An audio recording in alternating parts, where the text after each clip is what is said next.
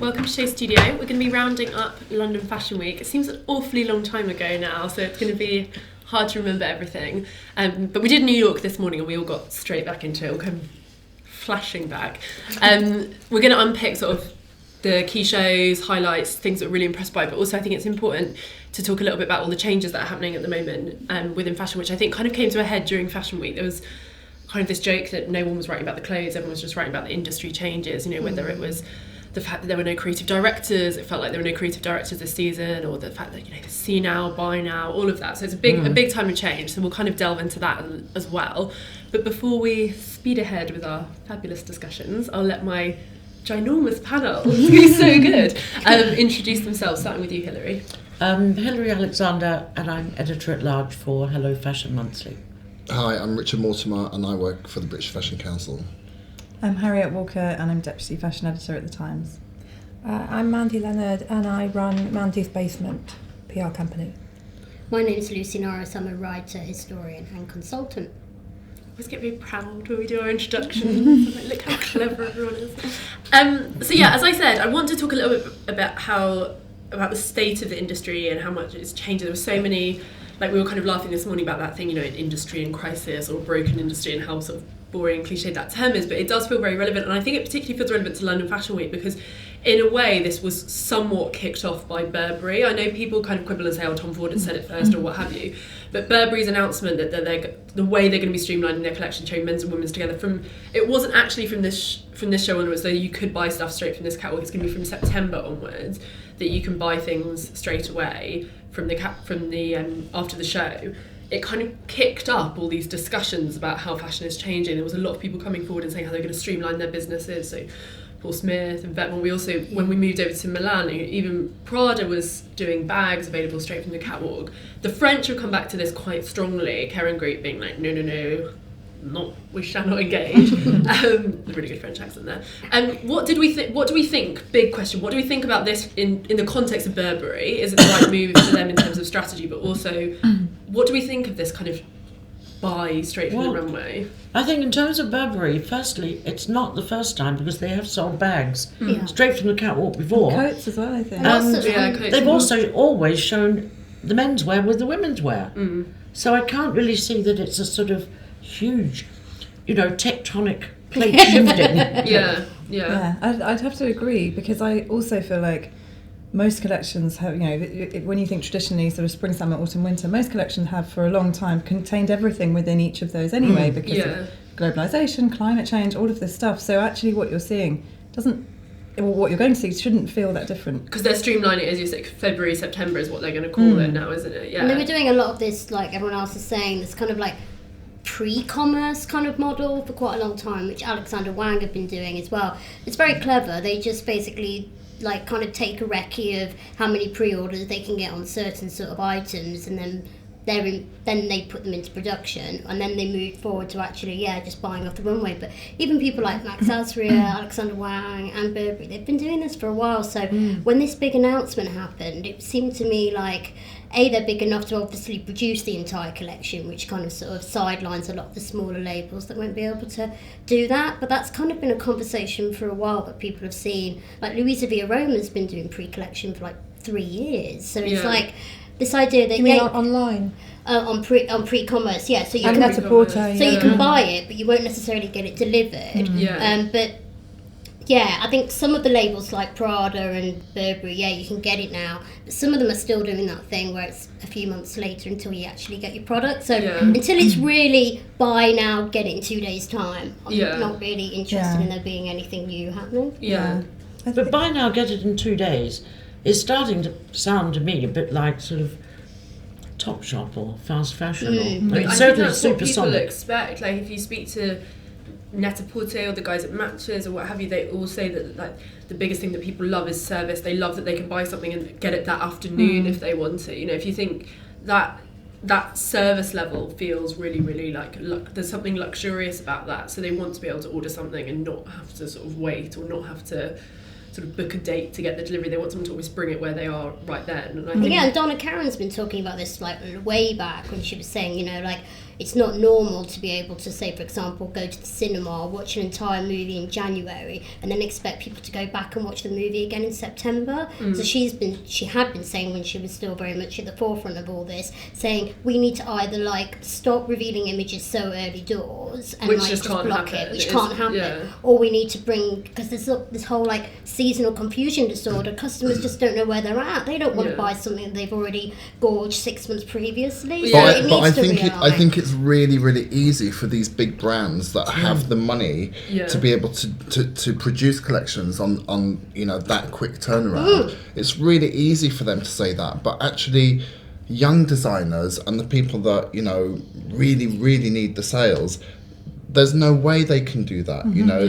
They need to do their sales. They need like upfront orders, and then they can produce a collection. So I think it's going to be really interesting to see like how it plays out. Do you think you'll get? Sorry, Cynthia, do you think you'll get more young designers doing? Because I was interested by the fact that Vetements kind of, and they're not doing the same thing at all. They're just kind of bucking the system entirely. They're going to kind of show pre-show, so their stuff's in the stores for longer, and they're kind of opting out. Do you think that what we'll see off the back of this is more young designers kind of making up their own system in a way? Is that even feasible though, do you think? I don't think it is, simply because, as Richard was saying, in many cases they need to get the orders up front, so they've got some idea of how much money they've got to spend, and ordering fabric and paying for the manufacturer.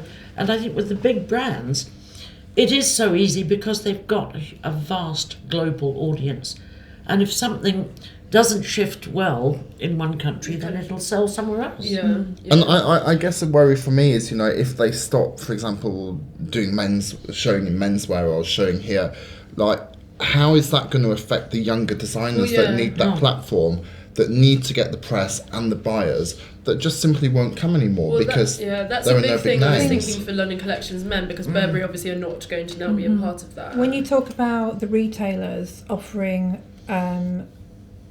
upcoming collections early, they're just covering the risk. There's nothing clever about that. That's just how it's going. But I think the big problem for the young designers with this going on is that they're under terrible pressure to do a show. Some of them don't want to do shows, but they do shows. And however much bursaries they get from anyone, they're not. That doesn't help them enough. So they always get into debt anyway. So there's this vicious circle where they almost feel like, I can't not do a show. I've got to have my runway looks.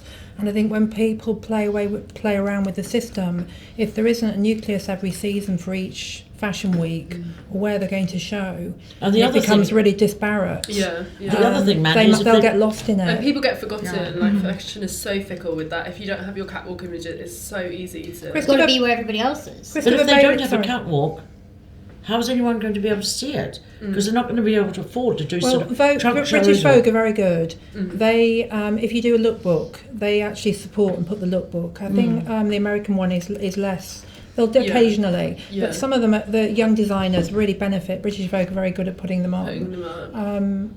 But I just wonder how sustainable it is that we will have fashion week. Well, and Christopher fashion Bailey has shows. said that it's not tested and it's a trial for them. They're Yeah. not clear on how it's going to work for them. Yeah. But it was unfair, the timing of the announcement. Yeah, that's interesting that you say that.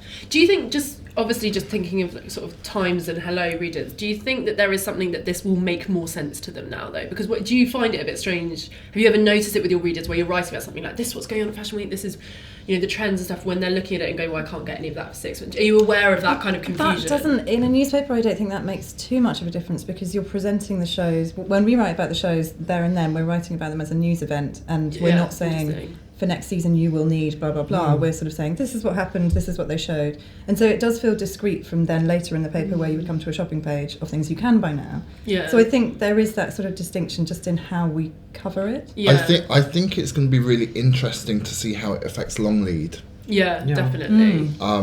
Because obviously by the time that these long lead publications come out and hit the shelves, it's going to be old. Yeah. Everything's going to be old. Yeah. And I don't know how that power struggle is going to play out Yeah. between the brands and the big I publishing think houses. particularly for the style magazines, which you know, particularly for biannuals, I think it's going to be really, really, really hard. Yeah. Like, I think you're completely right. Like, I think magazines that even come out 6 times a year will be a struggle, but it'll be okay. But I just think you're going to get... Because also, I don't think people buy style magazines to know what they want to buy. They buy them for kind of inspiration or for things to put on their wall, or, you know, like, because they're obsessed with fashion. I don't think they buy it in the way they'd buy maybe a Grazia, where it's like... I'm a big... Sorry, you go first. You go first. Well, I was just going to say that I think actually the biannuals are the ones that would probably do better out of this, purely because they are those sort of amazing scrapbook, mood board, inspiration shots.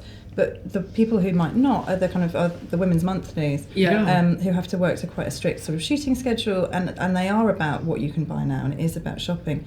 And I suppose that this movement sort of, it bypasses what's going on in print, really, and maybe that's looking towards a further decline.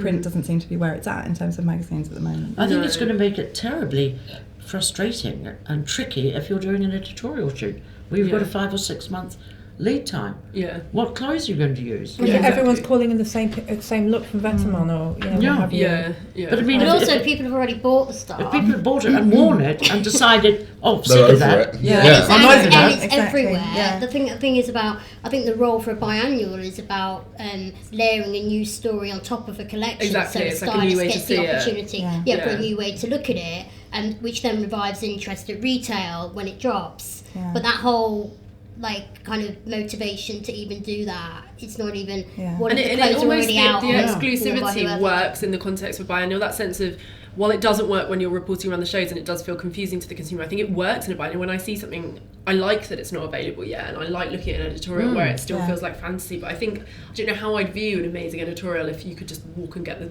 clothes the next day. Sometimes biannuals preview stuff though, don't they? Like Katie, for example, will, I remember in Pop she'd have a collection before it was even shown and shoot it. So I don't know, it depends They always do them very early. And they almost do the shoot backstage, or they'll do it on, they cram these shoots in Paris. They're actually shooting at night, sometimes through the night, doing the shoots and films. But I think even the weeklies are struggling, to get this churning of stuff. I wonder if the whole thing, the sort of changing of the system, is slightly fashion eating itself, and whether it will prove to be a really bad idea, because it feels to me that what the sort of the motivation behind this is it's something like Instagram, which is constantly updating, always new, always refreshing, always more stuff. Whereas there's a finite level of stuff, finite amount of stuff that you can have on a runway, in a magazine, in a shop. And if you start cannibalising it right at the beginning of a season, then by the end of it, I just don't know where it will lead. Well, you'll be trying to buy clothes that haven't even been designed. Well, exactly, chicken and egg. I bought a pair of pre-collection Saint Laurent boots, and every day I'm completely paranoid I'm going to see Kris Jenner wearing them. She gets her stuff pretty early. That's what I mean, though. It does kind of ruin the provenance. Like Hilary was kind of hinting at. If you've seen it 6 months down the line in another, but Kris, she's already been wearing it, or not even a celebrity, a customer that's just popping up selfies, it takes away the kind of mystery of But then doesn't that then encourage you to be a little more inventive in the way you style it and accessorise it yourself? I just wonder if what will happen, which I think I did see a lot of this London Fashion Week, was the collections that are so deeply unseasonal, so you almost can't work out where that piece is from. That's but what we're all really on. do. No one that we know in fashion has got the money to wear the clothes that they really want. Yeah. So I think we're all having to be really clever with the choices we make, with what we buy every season. Yeah. I don't think I've got a particularly seasonal wardrobe. If I buy something, I want to be wearing it for the next 5 seasons. Absolutely. And buy it to wear. It's more that it's that sort of clamour for constant newness that I think this is sort of pandering to slightly, and as you say, it's not necessarily people even buying the new things, it's they just want to see new things.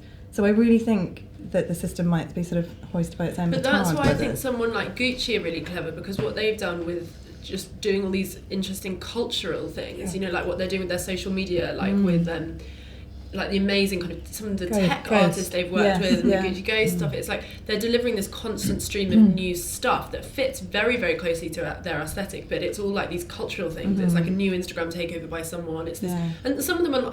It's not gimmicky. Like some of the Instagram projects they work with, they've worked with really amazing artists. But it's new visuals, isn't it? It's not new stuff. It's so actually exactly, the stuff that product. it's used to shill is the same stuff, and maybe that's the way to do it. Yeah. I think this could be a fantastic sort of opening for somewhere like Bicester Village, because that's completely non-seasonal, and you've actually, unless you really have a complete historian's brain, you could go into the Prada shop or the Stella McCartney. But that's why it's popular at the moment, I think. And then you can just grab something that vaguely looks a bit like what he or she has done for the season. But that's why I think, like Vestiaire and all those second-hand things are like completely booming. It's like insane. They're doing so well, and it's because people just have too much stuff. But I think what they do is a lot of them do these like flash sales where they get people that we respect to pick pieces in the sale and almost like use that as the kind of hook to get people like us to look and watch these sales. And I think that,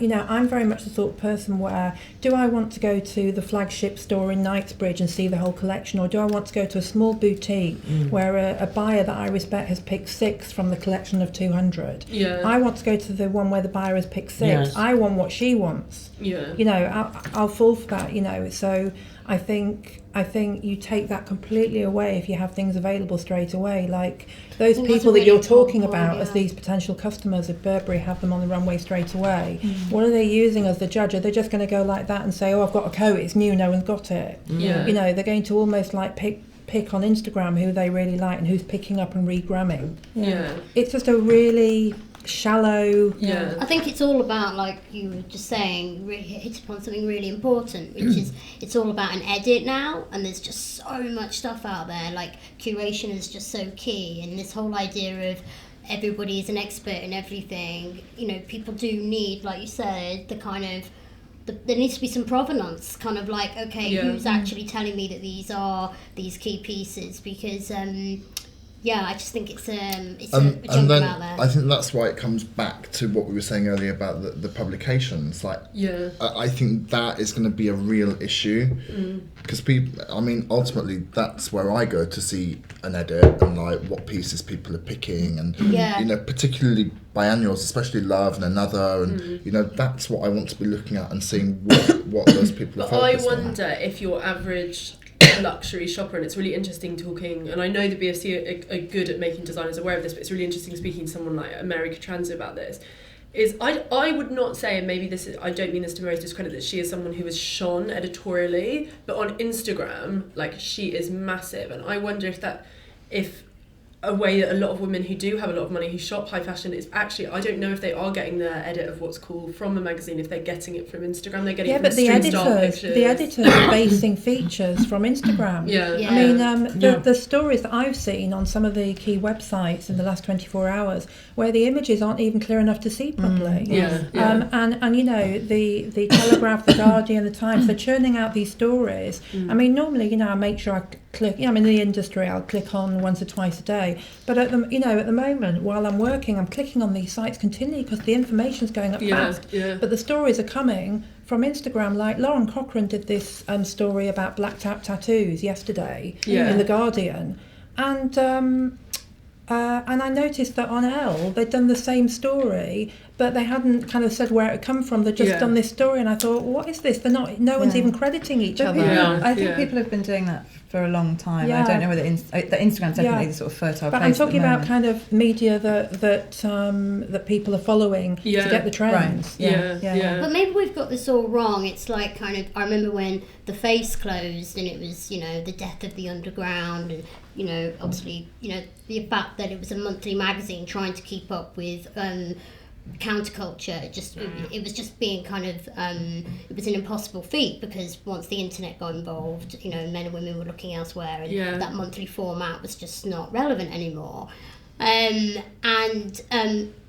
But I remember when The Face did close, they were saying really, and I remember at the time the team was saying really it should have jumped on, The Face should have become MySpace. It should have evolved into another. It should have gone to another platform. But seemingly so, e-commerce was kind of like a dirty place to kind of write for. But now all the major editors are working for all the major e-commerce people, and so maybe we'll see all the great editors go and work at Instagram. Like I think the idea is that they will move. You've already got that with is it Eva Chen? Is that her name? Who was at Lucky, who then went to Insta. I think you're seeing that. They're all just going to move to the new platform. So it's not about I think it's just about seeing that.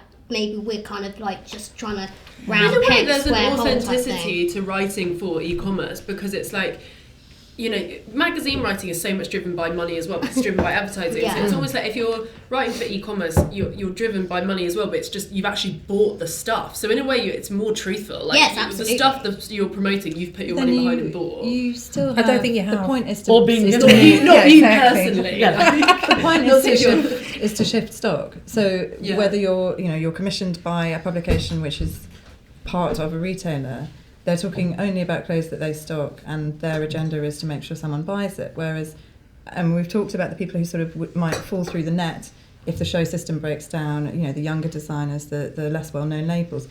They won't get a look in retailers' magazines either because they're not that's there true. in any great volume. Yeah, that's very true. I just think, you know, a lot of this just comes down to the speed of fashion now, and I just think it's so overwhelming. I think it's going to burn out. Yeah, I found that's why I kind of wanted to start our discussion about London Fashion Week by talking about this, because I found that a bit this season is almost like, obviously there were highlights, there were things that were really lovely to see and really exciting to see, but it just, everything felt, and this is a horrible word to use, but like slightly pointless, because it just felt like too much. Like I felt incredibly jaded even on the first day of shows, just because I was like, it's like we're going to start again. Except for J.W. Anderson.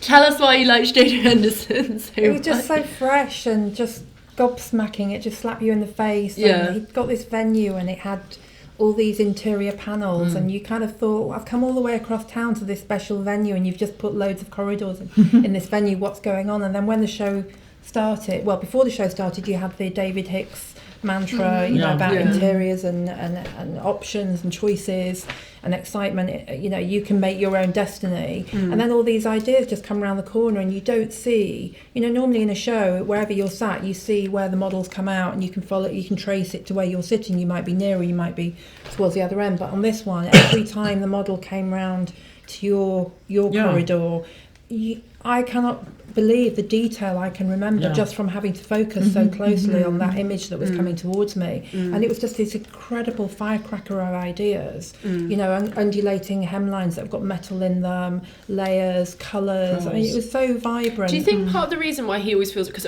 I find his working process really interesting, because he works really far ahead, you know, a lot of design, like But he's I think always he's finished nourishing collections himself early. the whole time. You know, he loves the arts, he loves pottery, he's got he devours culture. You know, if you go into his little shop on Shoreditch High Street at Ace Hotel, that's really great. You can see all the collaborations are very evident there, and his interests. He just launched a book the other night. You don't get that cultural and he's got this overview for just churning stuff out. fertile hunger for new, and he's really interesting because, you know, when people say to you, oh, you work in fashion, what should I be wearing, or what's in next season, you always think, well, I don't really know the answer to that because we're so far ahead, but how far ahead are we? Because it gets really confusing. Pre-collections, then you've got, you know, the weekly magazines telling you. Do you ever get the to year wear. wrong? Do you ever like? Oh yeah, all the time. I Where you would think years it's ahead of 2017, something. and then you're like, no, But not yet. what he says is, you know, it's almost like you can say that when you've got these visionary designers, you can say, oh, why is it great? Oh, I don't know why it's great, but it's great now.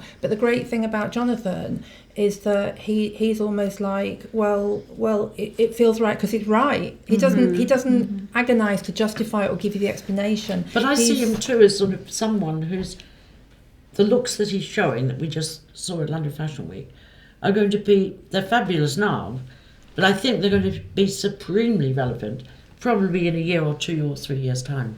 Yeah, he is a bit ahead of the curve. I was thinking about that, you know, when he did the Spring Summer 13 ruffled men's collection, which just like, I just remember some people being not even angry about it, just so dismissive because they were like, it was the menswear, it was like ruffled little tops and shorts, where they were just like, that was just pointless. It was like completely gimmicky. It was stupid. Like people were just like, some people loved it and found it really amazing. It's like a precursor to the whole transgender. Everything now Everything feels now like is that, and like I wonder if there's a little bit of that. I also just think he's so good at playing the game. I just love how he polarizes people, Yeah. polarizes opinion. It's so brilliant. And I think to sort of instill that reaction in anybody as a designer, I think is incredible. Yeah. We live in like a world surrounded by so much sort of, we accept mediocrity so readily. Yeah. And I think actually to have somebody who does so strongly, you know, rub people up the wrong way. Yeah. I think He's is smart. brilliant. He's really smart. You know, Yeah. and he's got this kind of confidence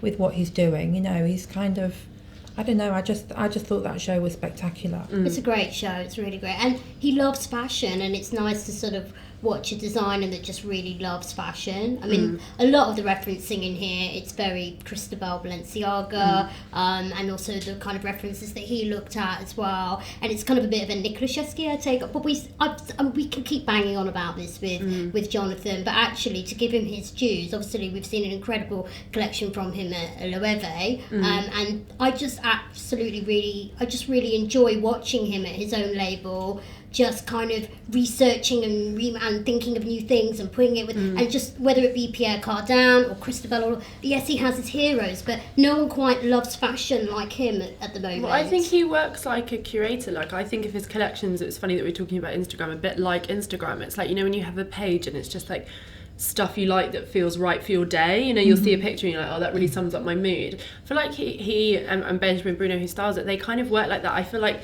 they're very good at finding something that might not be new, or it might be a reference to someone else, or it might be just like an idea that they explored maybe even a few seasons ago, something from their own kind of archive, and just being like, actually that feels good now, and then they'll mix it with something else that feels good now, and they're very good at that. And I think that's what particularly young people respond to. And it's him. Yeah, exactly. He's very that, and in that mix, his identity comes through, and I think that's what's really interesting. It's like, it's like a walking mood board, which is kind of how, like, Mark, we were talking about this on the New York panel. It's kind of like how Marc Jacobs operates as well, where Very it's much kind so, of like smash and grab, and I think that suits a kind of contemporary consumer. They like that idea. I think a lot of the designers like that on Instagram, though. You know, Mary Roxandra put architecture.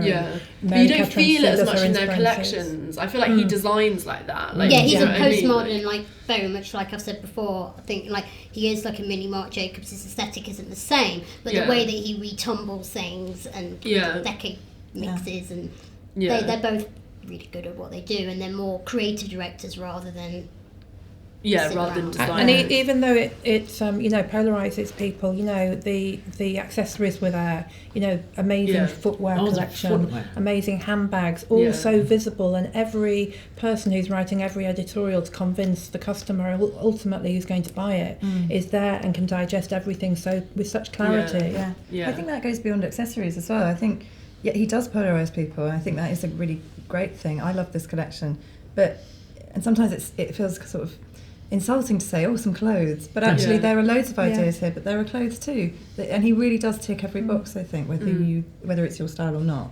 Do you think he has, I always find this, because everyone's obsessed with him in fashion, do you think he's at that point now where your average person knows who he is? I find that really, really super interesting, like, because I think it's like we think not that quite, I don't think so. But I was interested in this collection. We just scrolled past some actually. There were the silk sort of trapeze tops. Obviously styled like that, they look very J.W. Anderson. But at the show, I remember thinking, actually, that with some jeans is also quite Times. It's got quite Times. It's got the same effect as if you know, a lot of people I know are cropping their sweatshirts. You know, their old sweatshirts, cropping them to make them wider and shorter, and it's just that kind of But also the elegance of it. You know. It's a kind of classically feminine silk top. You know, it has got that sort of trapeze shape. He's not that easily put in a category. I think although he does reference the past, to me, I mean, unlike say Alessandro at Gucci, for example, JW was sort of a real modernist.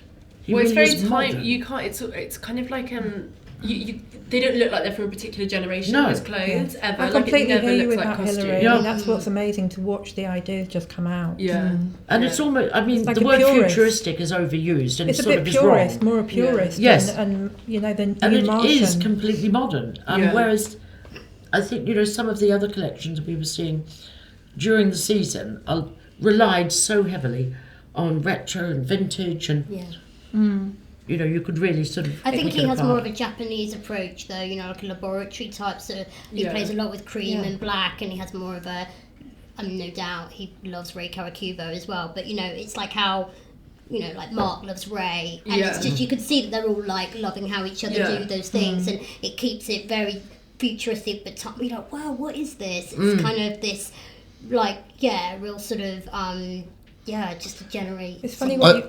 Sorry, Rich. Sorry, I was just going to say, I think it's amazing how season after season he continues to challenge people.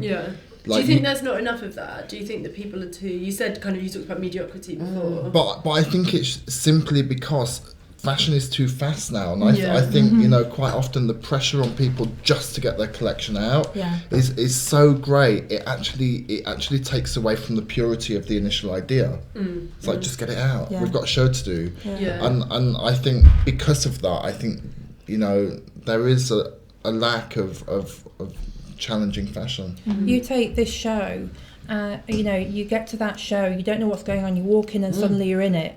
Before the show's even started, that you're in this dimension. Whereas you go to, let's say, all the shows in Paris and New York, the models leave the show in the new looks. So they're promoting that on Instagram straight away, and that's what you want, the model. Like that silver jacket from the Gucci was at a pre-collection. Stella Maxwell was wearing that. When the pre-collection came out, I think it was New York Fashion Week or something, last year, and she wore that silver bomber jacket, which was like £2,000 at retail.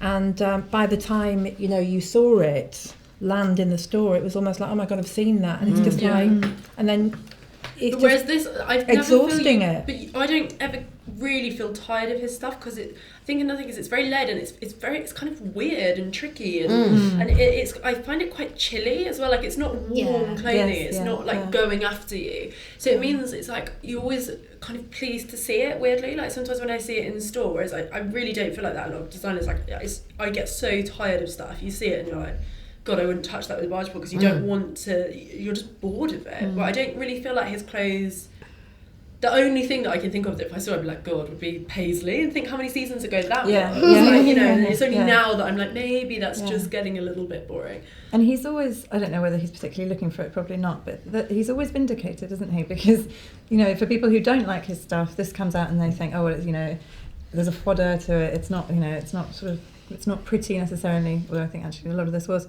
But then there were so many shows this time round, in London in particular, I thought, that had bits from a year ago from his show. The wrap trousers, the sort of bondage trousers. He described this actually as the puff sleeve. Modern cocktail wear, that's how he described it. Who else impressed? Because we've talked about Jonathan, who I think it's kind of like, I hate all those words like new establishment and things like that, but he's kind of you expect to be impressed by him in a way. I really loved Gareth Pugh. That was amazing. But Gareth Pugh really divided opinion. I mean, wow. Like, Amazing. I loved it, and I find what Gareth does like absolutely fascinating, and I think he's amazing. But some people really did not like that. I just thought it was like an exercise in just like the most incredible tailoring and finishing. And for me, it was almost like Gareth was like saying to the industry, I can do this. Give me a big house. I can do this as well as anybody else. I loved it, and I just loved the fact that it stood alone, and it sort of felt like it was just pure Gareth. I just feel so lucky that we've got him in fashion, B in London, and that he's doing his own thing. It had a kind of old McQueen feel about it. It was kind when he did the Audrey, the Hepburn Hitchcock.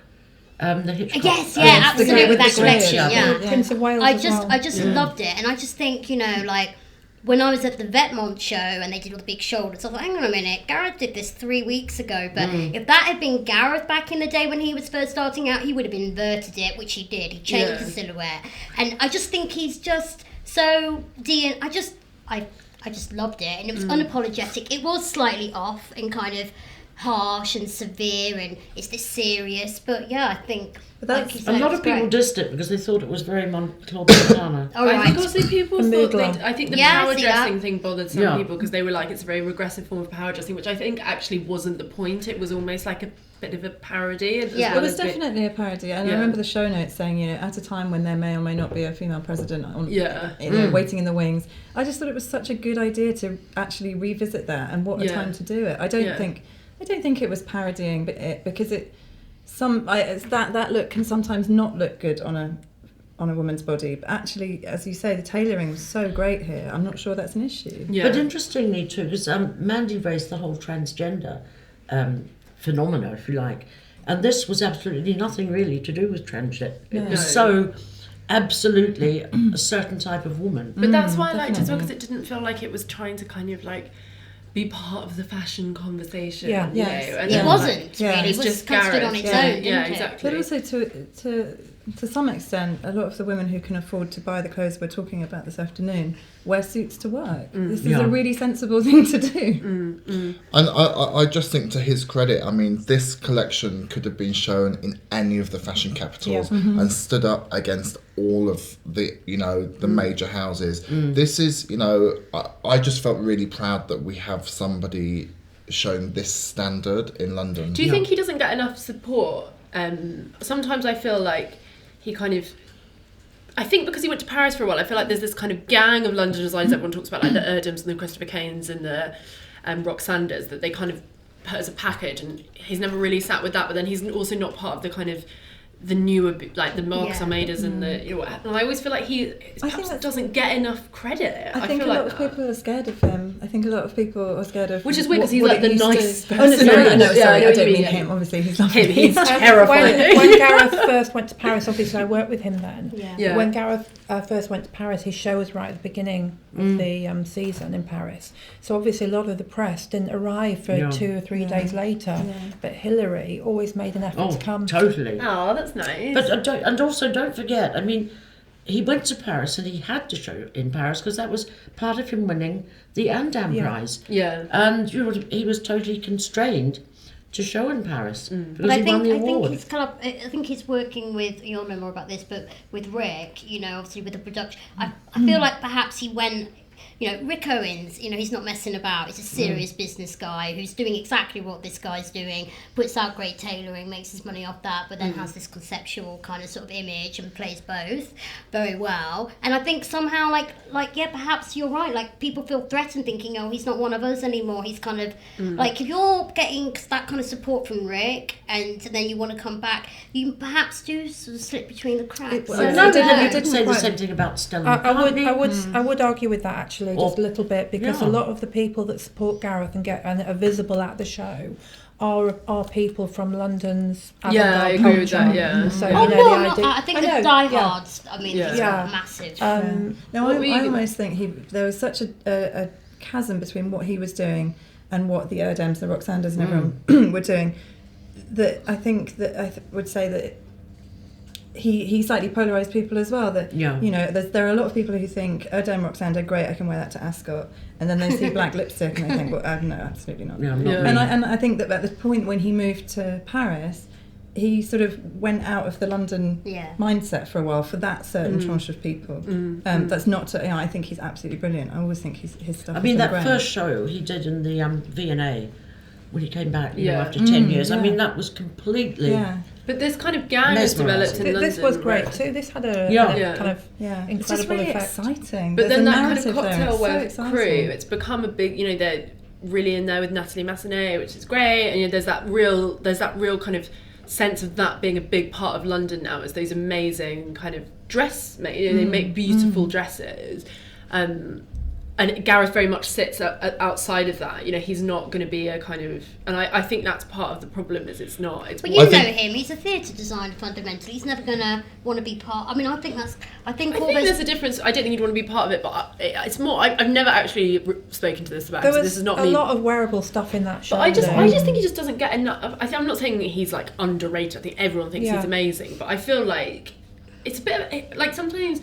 I think of Hussein Shalai and I kind of think the same thing, and I think you're so much... people should talk about you all the time. Yeah. You know?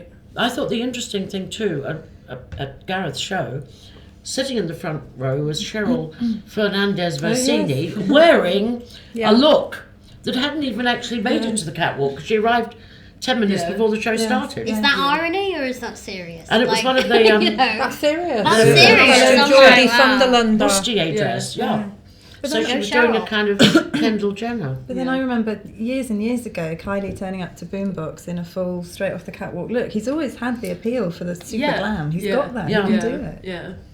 I think those cocktail dresses are That was the somehow... one she was wearing, I think, the one on the left. The strapless amazing. one, isn't Yeah. it? Yeah. I think that cocktail dress kind of category, like the Erdms and even Peter Pilotto was in that for a while. Yeah. Those print people like Roxandra, she's had to transcend that category. Yeah. She's done it very well. Peter Pilotto's making headway in doing that. Erdem is as well now. You know, they're moving more into a sort of Cavalli, McQueen, arguably a little bit Gucci territory. Yeah. They needed to do it. I think this sort of cocktail dress sort of gang, it's kind of, I think London's been stuck in a groove for quite a while, and it's needed to, it looks quite dated now, doesn't it? So Also, sometimes you just need a pair of trousers, don't you? Absolutely. Yeah. Who else were we impressed by? There's a lot of people to talk about. There's, you mentioned Roxanne and McQueen, Mary, then some of the younger crew like Claire Barrow, Moxie made it she went to talk about Christopher Kane, Simone Rocha, which I thought was like the most beautiful. That was show. incredible. Simone Rocha was just what an incredible venue as well. I know. House. Oh my god. Yeah, I just thought this was so, and I love her because she's like, going back to what we were saying about things that aren't seasonal, what I love about Simone Rocha is that you could buy any piece from any season, you could wear it all together, and I think it's very respectful to her woman and her shopper, because it's not like, it is that kind of idea of you could buy, like, you could update your wardrobe with a new shirt, but you'd wear it with a skirt from the season before. Yes, no one would know. No one's going to be like, oh, you're wearing last season's. It's quite common that way, isn't it? Very common. Well, she wears loads of comms, so maybe there is that kind of.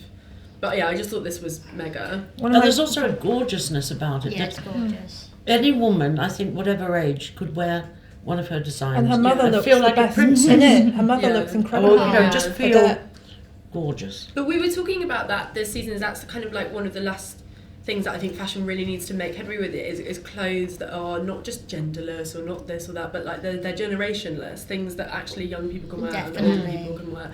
And this is really, really like that, which I think is quite authentic to her, because it is very much about generations and family, and that's how she works and how she thinks. But I think that is a real problem. You see it with a lot of the collections where you're like, this is just, it's what we were saying about those Gareth suits, where I'm like, the woman who has money is not going to, has no relevance to her life, unless she is someone who just goes to cocktail parties. Yes, and I feel like no one's bidding for that woman who actually has loads of money of her own, who shops like for things to wear to work. Yeah, but who also maybe has to get on a bus in the morning. Like, that sort of thing. Yeah. Or the tube. Yeah. Or the tube. So she's not doing pre-collections of Simone, so she just does mainline, apparently. I read that. So that must affect her, the way that she can work. So she just had a baby, hasn't she? Yeah. I just love it. I love the romanticism of her work, and I just think, that was my favourite look, that houndstooth with all the the Victoriana type stuff. And then I think because she's had a baby, she was influenced by all like nurses, but old kind of like, it was very honest. Like she talks about like unravelling and mess and stuff like that, which I quite like going back to. She's quite kind of like that with her hair as well. Yeah, but she's very real. It's that Irish kind of like sensibility, which she does like kind of talk about. I don't mean to like make sweeping cliches about the Irish, but like she does talk about things being like raw and earthy, and you kind of get that sense with her work. I was really gutted that she didn't get the job at Longvan. That was really what I wanted. I really wanted her at Longvan. I don't think she would have taken that. Was that? But it's just my fantasy. She would have been great. But I just thought she would have just. But I'm glad she does amazing. it, because I just think I'm so glad that she's not. I just want her to keep chugging on doing her own thing and having her store and like. She's got that lovely new space in Dover Street Market. Haymarket. Exactly. Like I love her world. I don't want to see it. I know what you mean. Like she would have done something mega. Yeah. Like, who do we think is going to get Dior? Just to throw that out there. Who is that? Who's left? I don't know, but Rodolus. It was just so uninteresting to watch. Who was? Rodolus. Rodolus, designer. I was like, who is Rodolus? I know. Which designer is this? Rodolus. He trained a person. What about Gareth? No, they wouldn't. Even with all the suiting, the bar jacket? No. I just don't know who is there.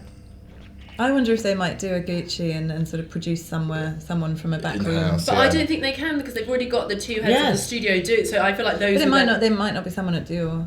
Yeah. You know who'll know? Callum Knight. Yeah. Should we get Nick Knight's son? Nick Knight's because son. When I bumped into him at Paris Fashion Week, he knew everything. It was shocking. Yeah. He was just casually dropping every new appointment. But I into hear the conversation. new rumours all the time, because I always ask my Parisian friends, and a lot of them will have like, their boyfriend is a handbag designer there, or that's how you. Or, their person is this, and I will hear like with such authority from them. They'll be like, he was in the studio the other day interviewing. We know it's him, or everyone's like they've been told that they're having a new person, and it's always false. So I'm like, I just wonder if no one knows. Would we like it to be a London person? Is there a London person for it? I don't think there is at the moment. Yeah. I think Provenza Scholar, I think They were somebody that I would have liked to have seen at Balenciaga. I think they did a knockout handbag at goodness, with the PS1. Yeah. They're great fun. They're lovely guys. Yeah, they're amazing. And they're quite European in their sensibility. Yeah. I'd like to see them at a house. Don't you think it's time though, perhaps, for a woman? Yeah, absolutely. Because there haven't been. Well, Phoebe. They've just put them on They've at got Longband. Bouchra Jara at Longband, Yes. which will be interesting. She's mega. Or a British woman. Yeah, British women would be nice. But with Phoebe, I don't know who's in contract. Maybe we It's can all do it as a sorts collective. We can be like the new Vetmore. Yes, it's a gang. You can be Gemma. Who else surprised us this fashion week? Should we talk about Fashion East? Because I feel like we should talk about some of the... yes, Because fabulous. Fashion East was like super, super interesting and exciting, and I think got a lot of people talking. Amy Robertson. Amy Robertson, who's the last one to show. But Richard Malone and Yes. Caitlin Price, they really did refine their Yeah, they definitely signature. did. Caitlin Price is Caitlin Price is so Props to good. them. so And good. I love it because I think Richard, I think technically he's a great designer, but when I went to see the presentation that he did last season, there was almost like curlicules, licorice stripes. I was like, orange jackets with all these different. I was like, whoa, we need to just take this apart and just like leave two things. Yeah. And he's totally, like really you said, refined. refined it. And I love and Caitlin. actually, I love it. Caitlin's interesting for that because I feel like she'd refined stuff as well, but also I feel like she's got such a clear aesthetic. Yeah, love And it. I really like that. Yeah. This was really, really brilliant. It's so beautiful as well. Yeah. It seems like the wrong word to use, but I just think it There's is something very Grecian beautiful. to it, though, Yeah, isn't there? She's yeah. using all these I'm neoclassical. surprised that you don't see her being worn more by like, singers and Cool people. Like in Yeah. in like videos and stuff. Still a bit Definitely. early for her, really. Yeah, I mean, guess. I just have to say, I felt so excited by Fashionista this season just because I felt like I remember Fashionistas being like the show that everybody wanted to see, and I just felt for the past few seasons it had lost its way slightly. Yeah. And I felt this season there was such a buzz again around Fashionista. Yeah. And it just felt exciting, and I felt really happy because I think Fashion is such an important show. Yeah. And I think what Lulu has done is incredible. And I just have to say it felt really exciting, Really exciting, for yeah. the I buzz think to be back. Totally The fact that agree. Marc Jacobs sort of turned up in the front row That didn't attitude. actually but- harm its profile either. No, but that's what I liked because it didn't feel like that was the only pull. Like, obviously, like for Amy Robertson, who's at the And bottom, Katie styling. like Katie Yeah. Grand style, it's like unheard of. Like there was Edie Campbell and Georgia May Jagger, and There was a big buzz about Mimi Wade Yeah. with her installation because Yeah. whenever you do those things at Fashionista shows, Lulu tries to, if someone's not right for the runway, they'll do a little installation. But I think the problem with Fashionista this time was there was too much talent. Yeah. So Lulu decided to do 4 designers, but Mimi got the installation. which worked really And well for her it stuff. worked which was really great, well yeah. because everyone walked in, and actually there was such a big buzz about it. It was great. I know. And as a girl, when you meet her, Hilary's got an interesting little nugget. Oh my, it's amazing. Her grandmother is one of her sort of biggest inspirations, Pamela Curran, and she's still alive. She's a famous sort of B horror movie actress. Really? Called Pamela Curran. Oh my god, amazing! one of And those for vixens. ages and ages, Mimi's collected old film posters and all sort of memorabilia from that sort of Hollywood era. And the most famous movie that her grandmother was in was The Blob. Amazing. Yes. Amazing. Pamela That's Curran. so cool. So cool, isn't And it? it always God. crops up in her, And whether she, it's when the you meet writing her, or- it for me, meeting her, it suddenly all made sense. Yeah, Because yeah. I've seen a collection, I've seen all the images, because I'm on the Fashionista panel as well, and we saw it all. But it was when I met her that it all just, you People see get, it. they get a picture of She's called Pamela Curran. A cult Oh horror. wow! I think also it's worth just discussing the presentation. Yeah. Because a lot of people, I think, often view a presentation as being less relevant than Yeah, a show. I love but actually, I think presentations, it's so important and actually a really financially viable way for Yeah. designers to Yeah. show Yeah. their Yeah. vision. And I don't understand the snobbery sometimes why people are like, oh, but it's not a show. Yeah. I think actually... Yeah, Christopher Shannon got a lot of stick, didn't he? I- It was so unfair. I think a presentation is as equally a valid platform I feel like, And actually, if your clothes are definitely. good, it doesn't matter. The designers are so exactly. nervous. Molly Goddard, The designers are so Claire nervous Barrow, about being Daniel forgotten. Very cool Yeah. now. Designers are really nervous about being forgotten if they don't do a show. They feel this unbelievable pressure To do a show. Yeah, and But it's, then I, there's- but I there's- agree with you, Richard. There's Completely. that financial pressure of doing a show, and actually sometimes it's actually more like intelligent for a designer to think, I can't really afford to do this show. Right, yeah. Why am I going to get myself into debt when actually I could do a presentation and it's going to cost me so much less, Yeah. and I'll still get the same turnout. I think Yeah. Claire Barrow has benefited from that Yes. a lot. Because she's a Yeah. really And I've noticed- political I've designer. And noticed she that uses, she's actually yeah. met, some of the editors and some of the big stylists that Yeah. come in for Fashion Week. They've really engaged with her Yeah. at their Yeah. presentation, Yeah. and it Yeah. reminded me. Yeah. It reminded me of when Jonathan Saunders did his menswear Yeah, which was presentation. so great. And he Into that didn't tiny do a room. show. He did a presentation, and Yeah. you could see that he was enjoying meeting his audience. Yeah.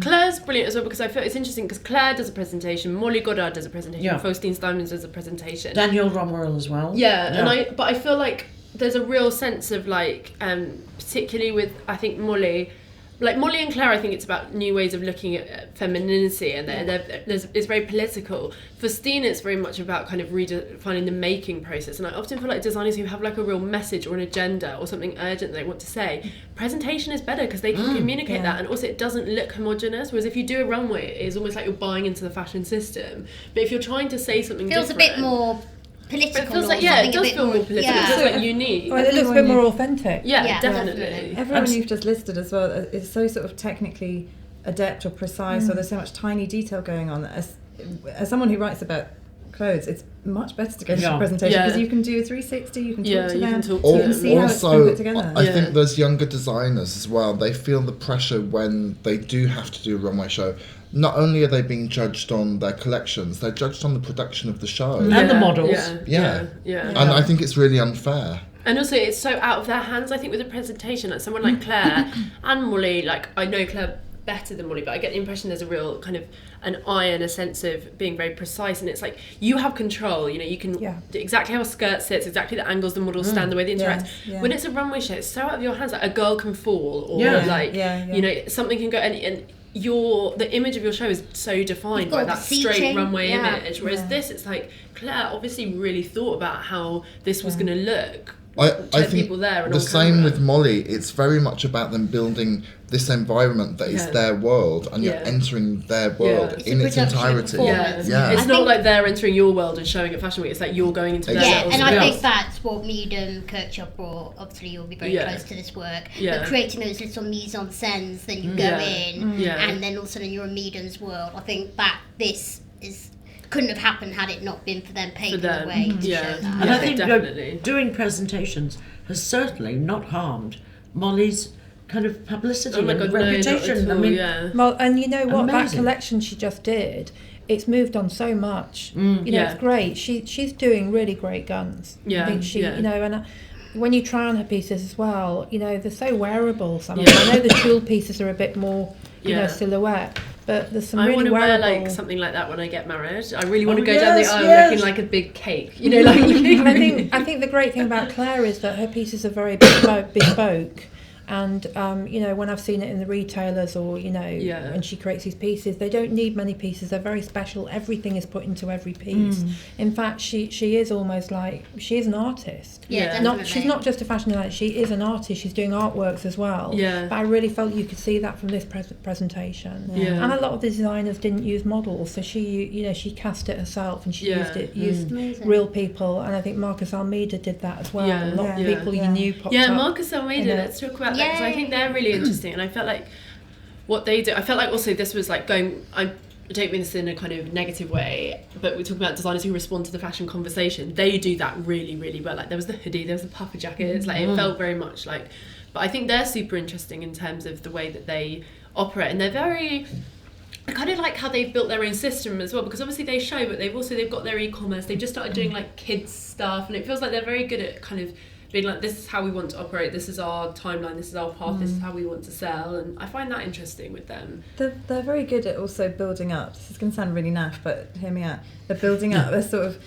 wardrobe pieces. I know that the people who normally do that are the people who are quite sort of square. Yeah. And they're obviously not, but they're doing it according to their own code. And I really like that. So it started with the jeans. You know, they have the tunic as well, the denim jacket, but the hoodie. These are all things that everyone has now. Yeah, and it's, I guess it is kind of the Vetements effect, but I think they've done it in a way that feels much more grounded somehow. And that I love that crop random red Parker as well. Sorry, Oh, that one. crop red Oh puffer my God, jacket was really, like the really winning good. piece. That Yeah. puffer jacket, yeah, it's very cool. And it's a bit like the sort of Rassels. random colour palette. It sort of just veers wildly from. Yeah. Everyone was going nuts about the shoes too. Oh, look at look at that. Their one. shoes are really, really amazing. They do this clever thing when you go to do your personal order in the little changing rooms that they'll have. They put pairs of shoes, and I was like, oh my God, because you just want it. It's very, very clever. They're very good. Who else should we haven't talked about Sibling. We haven't talked about the Central St Martin show. We haven't talked about Christopher Kane. Ryan Lowe. Ryan Lowe, I thought was amazing. I love Ryan Lowe. But that's a designer where it is, because we're talking about how we like things that aren't particularly, you can't tell what era they're from or what have you, but he, like, all the things that I think I like about fashion, like, I don't really like stuff that looks like costume. I don't like it when it's too obvious what the reference is, but I love this because I love designers that are obsessed. Yes. And I don't feel like you get that much anymore, where you can speak to a designer and you're like, you're completely obsessed with this. You know, like the way that like Martin Sitbon was, or like Alexander McQueen, like these real like complete. But he really elevated it this season, didn't he? And Dover Street Market have bought it. Oh, really? That's really exciting. I'm thrilled. Yeah. But it's tapping into all like chinoiserie stuff that you see a bit at Gucci, the surrealism, but it's very like he's inspired by, you know, Hong Kong, obviously his links and growing up, but it just feels really relevant and, like you said, really upscale. Yeah, it's very, very, very girly. Very girly. But I don't think it feels. But it's like, not saccharine like it has been. Yeah.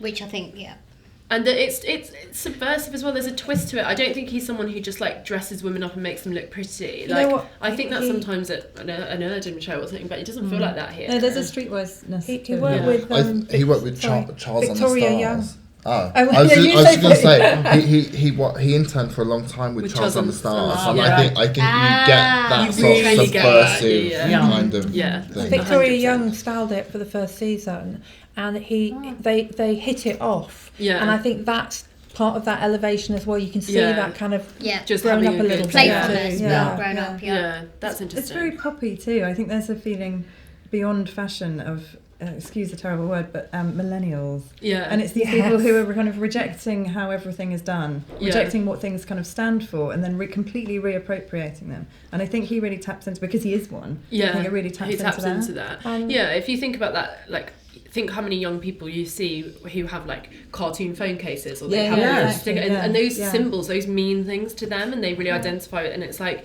it is as it ever was. It had those emoji type characters on the catwalk. I think Gary Card did those. Yeah. Very simple set, but Yeah. it worked beautifully for these pictures. Yeah. No, I really liked this. What did we think of Christopher Kane? Does anyone I need remember? to see some pictures. Can we have the Christopher? Sorry, Lisa, you're like trying to do All one. the plastic rainbows. I liked incredible. anything that Yeah. Stephen Jones does. And feathers Totally everywhere. on board. Ostrich feathers sort of sprouting Oh off. yes. Yeah. Okay. Yeah. No, it's been a while.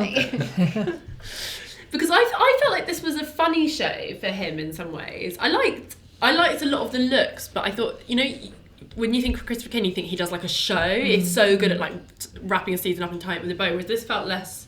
But he does sort of what we were talking about earlier, which is to revisit his own archive really, within really a well. season and actually within even the year. And I really liked, so he referenced in this last season's collection, which was inspired by outsider art. Yeah. And these felt like outsider clothes, but obviously in the most sort of luxurious, beautiful way. It is for me, I'm going to say this, it's a touch derivative of John's work at Margiela at the moment, this section, with this sort of outsider, bag lady type kind of ingenue that's sort of a bit, like she's got all this lovely kind of like incredible volume and these coats, but there's something very glamorous about it, but she's, you know, with the little kind of the way it's been styled, and I love it, but it does feel a little I think bit... that's a styling thing though, because I think actually the construction and the overall design is very different. But I just the vibe, the style, and but then the final section with all the black ribbons and the flowers again taps slightly into a bit of. I'm just seeing a little bit of elements, but I love the final dress. I became really frustrated with the production because, as you were saying, the ability to be able to appreciate the clothes and the cut and the fabric and the detail, you simply couldn't. And these sort of images just flash past. Yeah. And I like you can't went wait for the backstage after the TCS show and looked at it press closely. day. Yeah. So I can actually really see what it looks What like. it looks like, yeah. But I think, one thing is a given. The production of Christopher Kane clothes is always incredible. The cuts are incredible. Yeah. The fabrics are always amazing. And again, that there are not enough of these designers in London yet. Oh, look, there's those mad feathers. I think we coming really off. felt the loss of Jonathan Saunders. Absolutely, too. yeah. I mean, you really did. You said, you kept saying at one point Roxander and Erdem, and yeah. it's like, well, Jonathan, you Yeah. really felt this gaping hole. And I think equally did. Giles. Yeah, I massively absolutely. felt like Yeah. Giles left a Absolutely. gaping hole. Yeah. Could Giles go to Dior? I He's don't know if going he to would. Paris anyway, isn't he? He's I- doing his thing in I don't know if Paris. he would Yeah, go I to also a big think after house. Bottega Veneta, like, I Yes, don't think... that- yes, yeah. I just He don't certainly see how- could do it. Of Yeah. course, Yeah. he's capable of. I just doing don't think... I think... Like, he hates it on Garo. Yeah. Oh, yeah. yes. Like, I don't know if Ladies who lurch. I want them It's to do fun- something mad, like Edward Meadham. Like, he'd be so good. Oh, amazing! Like, it'd be And amazing. I just think that those two are so single-handedly responsible for so much of what's going Yeah, on in fashion right completely. now. At Gucci, I mean, Yeah. in Milan, I was like, even at Ferragamo, I was like, oh goodness, we're seeing Yeah. shrimps, we're seeing Yeah. medium Kirchhoff. There's so much that's come out of London that Yeah. might not have made loads of money, or might just be operating here, seemingly kind of below the radar, but actually having loads of influence elsewhere Yeah. in the city. And think of Simone's little collars. Yeah. I mean, that was yeah. what, 3 years ago? But even like Perspex mania, Yeah. like Yeah. Simone Yeah. reignited that, I wonder if this is what happens with the sort of, the new system and the disrupting, is that you end up with one side of the business, which is sort of mass, big brands who have that shorter production time and can do it. And then you have the more, I mean, it's obviously not couture, but it's far more sort of, it takes longer, it's a season Yeah. ahead, it's more bespoke, and it's London designers who each have a thing. It's more like an atelier. Yeah. But then do you think we'll Experimental. get to a point where the kind of high fashion is ripping off high fashion, where then you'll see Burberry echoing Christopher But Kane? I think you already see, insert name of large brand here, you see all of them with a skate shoe, a trapeze bag, Yeah. a hoodie, a puffer, whatever. Yeah. And then you have the interesting people in London who do their own thing again and again, like Christopher, who goes back to his own archive, like Erdem, that has such a specific look, such a Yeah. specific Which customer. he just refines better and better each season. Yeah, doesn't yeah. he? So that's kind of what I mean. That you have this sort of mass market, which is not not negative, but that does a similar thing. It's you can get a lot of those products from basically any brand now. Yeah, yeah. And then you have the more refined things. Sorry. I that's was really just going to say, looking at Erdem, I think he needs to be commended for his confidence, Yeah. because Yeah. there are so few designers that have such a confidence in their vision to constantly, season after season, stick to this one singular vision. Yeah. And as Mandi says, just refine it each season. Yeah. It's not everybody's cup of tea. But that's fine. No. But that's it's got a fine. real Yeah. beauty, and it really is. It's so covetable when you see it Yeah, yeah. in the I do flash. think he's stepped it up though in the Yeah. last Yeah. couple of seasons. has, I yeah. thought last Much season less was about really... the print, and now it's all these Yeah. incredible Yeah. constructions and Yeah. That's kind of what I mean. Like these pieces feel really, really special in a way Yeah. that, not to sound like someone's nana, but a hoodie just doesn't. Yeah. What did we think of Mary Katranzi?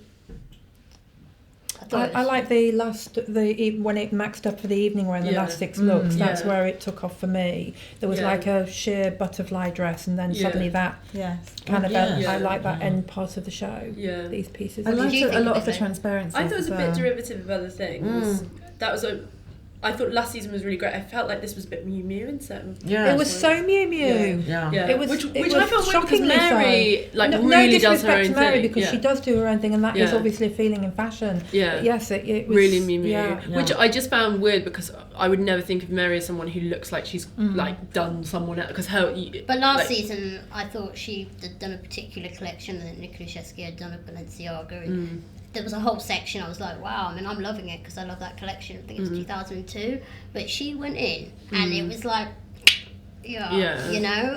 But do you think that's, this is a genuine question, is it an Instagram thing as well, with everyone looking at the same pictures? Because I feel like there was a lot of that Miu Miu collection around, just generally all season. And it's partly the Vetements thing, that sort of kitschy, cowboy-y stuff. And it's partly because everyone has the same mood board. Everyone's looking at everyone else's inspo.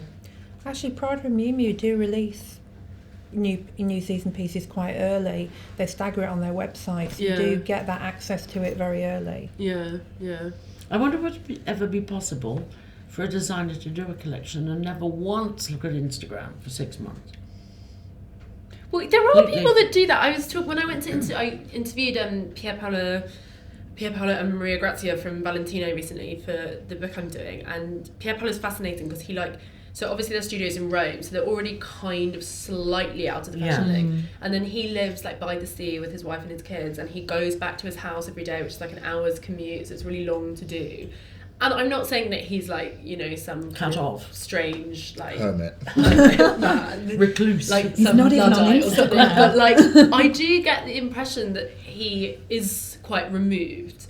But and Hilary, willfully do you mean the designer themselves? Yes. Because I know that Roxanda, she's looking at books, she's actually getting certain books and studying those, and they're not, I don't think they are Googling like crazy. I think it's the millennials, I think like you say, can't who not be surrounded. I think it's interesting that you're seeing people, it was always that weird thing that Alberto Ferretti lived in a town by the sea, but now you're seeing that more where it's same with the Valentino duo or Jeremy Scott and Eddie Simone being in LA. I feel like there is this more of a sense of I'm based here and I do work well from here.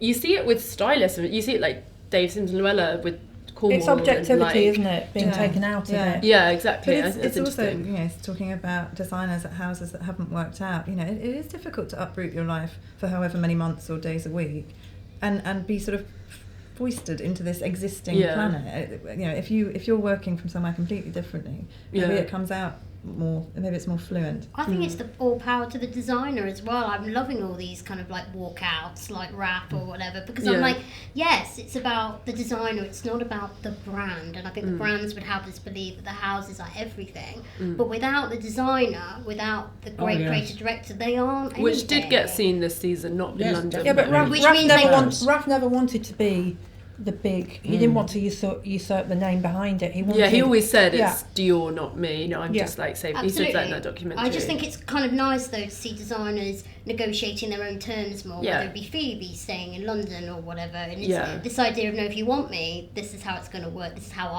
it's the only way I can work. Do you remember how Helmut Lang just was able to? And Martin Margiela. Yeah. The most, famous mystery man who just... you could never do that now. Can you imagine? But I do think this sort of stepping back is a version of it, and I think it is probably, again, a reaction to what we were talking about right at the beginning, which is this sort of demand for constant newness. Mm-hmm.